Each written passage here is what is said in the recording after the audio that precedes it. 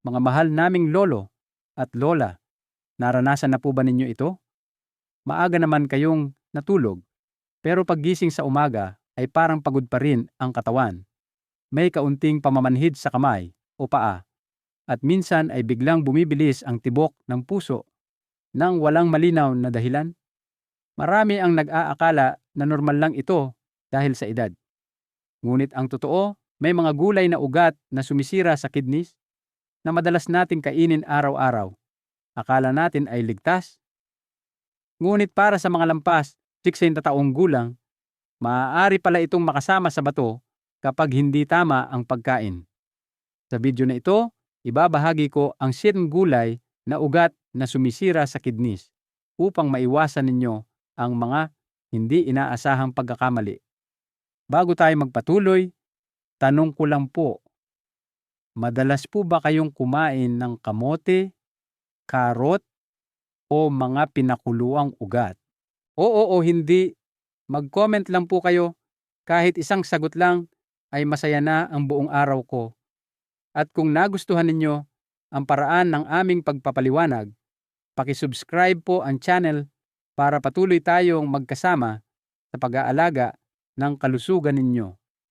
Kaya sa puntong ito, huwag po munang mag-alala ang ating mga lolo at lola. Ang layunin ng video na ito ay hindi para takutin kayo o ipagbawal ang lahat ng pagkain. Ang kailangan lang po natin ay kaunting pag-unawa upang malaman kung alin sa mga ugat na gulay ang dapat pag-ingatan kapag lampas 60 taong gulang na.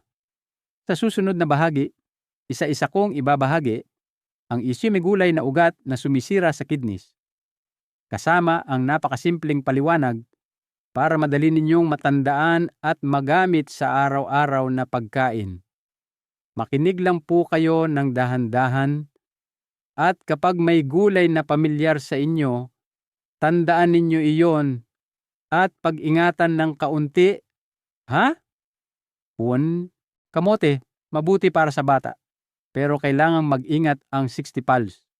Unahin natin ang kamote, isang ugat na gulay na pamilyar sa pang-araw-araw na pagkain ng maraming pamilya.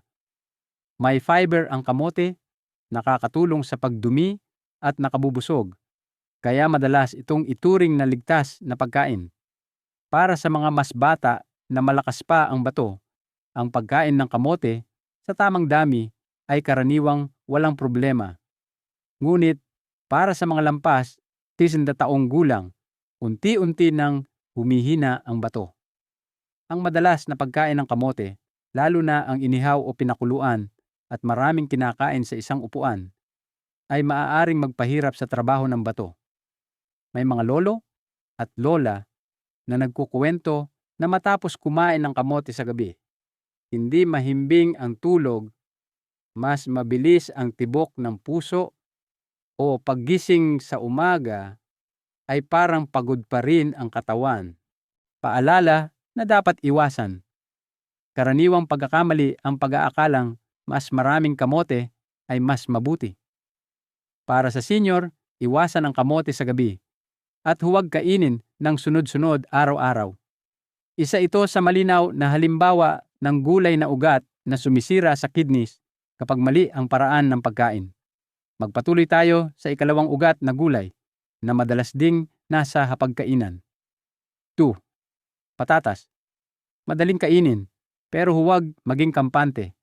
Ang patatas ay karaniwang niluluto bilang sabaw, pinakuluan, pinirito, o hinahalo sa ulam. Malambot ito at madaling nguyain, kaya madalas piliin ng mga senyor na mahina na ang ngipin.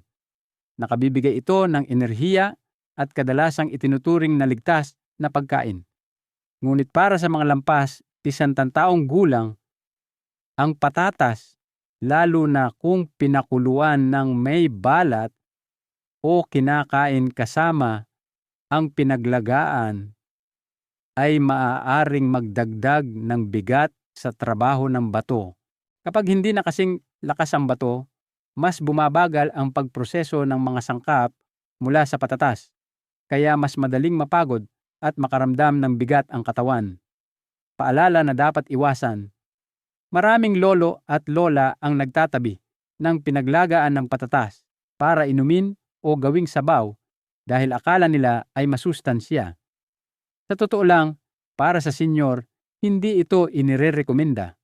Kung kakain ng patatas, balatan ito at huwag gamitin ang pinaglagaan. Lumipat naman tayo sa ikatlong ugat na gulay na madalas gawing inumin sa umaga. 3. Karot.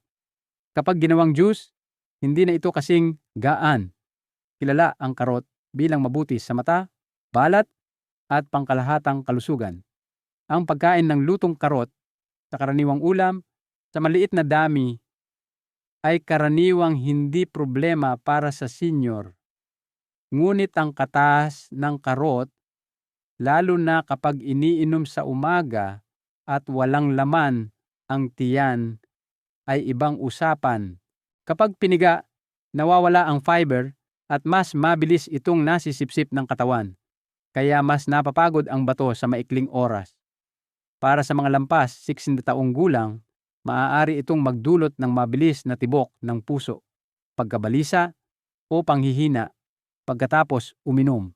Paalala na dapat iwasan karaniwang pagkakamali ang pag-inom ng katas ng karot araw-araw dahil akala ay mas nakalilinis ng katawan.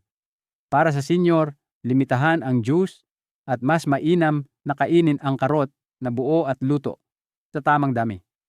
Sumunod naman ang isang ugat na gulay na madalas gamitin sa tradisyonal na mga sabaw. 4. Beetroot. Maganda ang kulay pero huwag madalas. Ang beetroot ay may matingkad na pulang kulay at kadalasang ginagamit sa sabaw o ginagawang juice dahil naniniwala ang marami na ito ay pampadami ng dugo. Para sa mga mas bata, ang paminsan-minsang pagkain ay karaniwang ayos lang. Ngunit para sa mga lampas 60 taong gulang, lalo na sa may pabagubagong blood pressure o madaling mapagod, ang madalas na paggamit ng beetroot, lalo na bilang juice, ay maaaring magpabigat ng pakiramdam, magpahirap sa puso, at gawing mas mahirap ang pag-angkop ng bato. Paalala na dapat iwasan, huwag uminom ng katas ng beetroot ng sunod-sunod araw-araw. Kung gagamitin, maliit na dami lamang at huwag inumin ng walang laman ang tiyan. Isa rin ito sa mga madalas mapabilang sa gulay na ugat na sumisira sa kidneys kapag maling nakasanayan. Ngayon ay dumako tayo sa ikalimang ugat na gulay na kadalasang nangangati ang kamay kapag hinahanda. Sims. Gabi. Mag-ingat mula pagluluto hanggang pagkain. Ang gabi ay karaniwang pagkain sa maraming pamilya. Madalas gawing sabaw o nilaga. Nakabubusog ito, malambot at madaling kainin.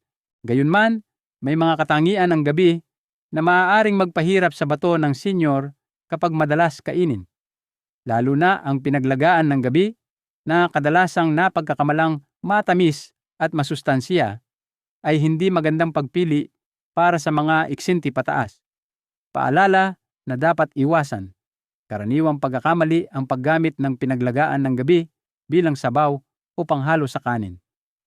Para sa senyor, mas mainam na pakuluan at itapon ang tubig, kainin lamang ang laman at huwag susobra sa isang kainan. Sumunod ay isang ugat na gulay na maaaring hindi pamilyar sa lahat. 6. Burdock. Hindi para sa lahat. Ang burdock ay madalas ipinalalabas na mabuti sa pagtunaw ng pagkain at karaniwang pinapakuluan upang inumin na parang tsaa. Para sa mga bata at mas bata-bata, ang paminsan-minsang paggamit ay maaaring ayos lang.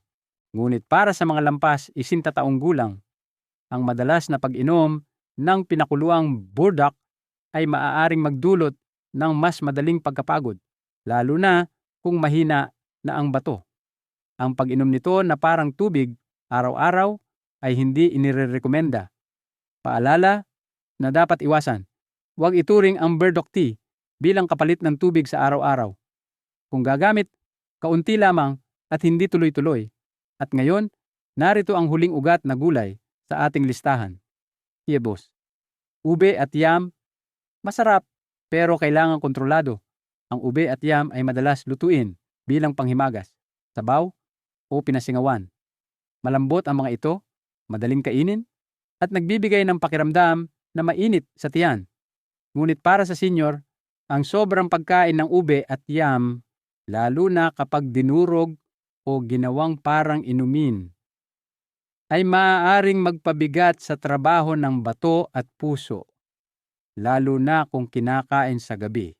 Paalala na dapat iwasan, huwag durugin o gawing inumin ang ube at yam at huwag kumain ng marami sa isang kainan. Kaya makikita ninyo, hindi dahil masama ang gulay na ugat na sumisira sa kidneys, kundi dahil iba na ang edad at pangangailangan ng ating katawan. Sa edad na 60 pataas, mas kailangan ng banayad at balanseng pagkain. Sa susunod na bahagi ng video, ibabahagi ko ang mga simpleng paraan ng pagkain at pagluluto para patuloy ninyong ma-enjoy ang gulay nang hindi napapagod ang bato. Una sa lahat, tandaan po ninyo ang isang mahalagang bagay. Kapag mas banayad ang pagkain, mas hindi napapagod ang bato. Hindi kailangan baguhin lahat ng nakasanayang pagkain at hindi rin kailangan magluto ng komplikado. Kaunting pagbabago lang sa araw-araw na pagkain ay malaking tulong na sa katawan. Kapag kumakain ng mga ugat na gulay, kumain lang po ng sapat, kaunti sa bawat kainan, at iwasang magsobra sa isang upuan. Dahan-dahang ngumanga at nguyain ng mabuti upang may oras ang katawan na umangkop. Maraming lolo at lola ang nagsasabi na nang bawasan lang nila ang dami ng pagkain, mas magaan ang pakiramdam nila pagkatapos kumain at hindi na agad napapagod. Sa pagluluto naman, mas mainam na piliin ang pagpapakulo, pagsingaw o paggawa ng magaan na sabaw at bawasan ang prito at mamantika. Kapag nagpapakulo ng mga ugat na gulay, balatan muna, hiwain ng katamtaman at pagkatapos pakuluan ay itapon ang pinaglagaan.